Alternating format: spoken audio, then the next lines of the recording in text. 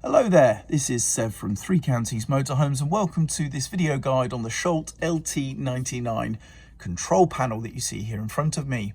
Now this may come in some slightly different appearances. You may have different backing colours or designs and frame surrounds and things, but ultimately the design of the control panel should be no different, and it may still even bear the LT99 designation in the bottom corner. So we're going to go through the basic features. It is a very simple control panel. There's not really a lot to it.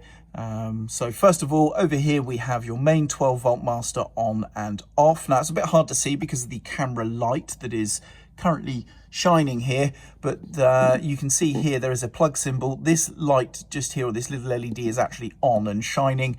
That is showing us that we are indeed plugged into mains electricity. And if I turn on the 12-volt switch, down is a symbol of a circuit being disconnected, so that's off if I was to press down there, which we already are. And if I press up, that's 12-volt. You can now see the 12-volt is lit, LED is lit up here. And for me, in the vehicle that I'm currently in, all the lights in the interior have turned on. So that turns on your leisure battery. We then have two buttons for checking things. These are 3-position rockers that are sprung loaded, so they always return to the center position. Up on this one here is going to be your leisure battery, and down is your vehicle battery, indicated by battery either fore and aft in the motorhome symbol. So up for the leisure battery, and we've got 3 status LEDs, either low, okay, and charging or charged. So as you can see, we're green there, and likewise on the vehicle battery as well.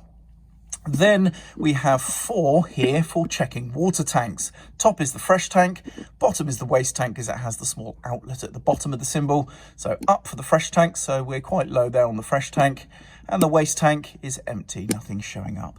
And that's it. That is how to use the Schaudt LT99 control panel.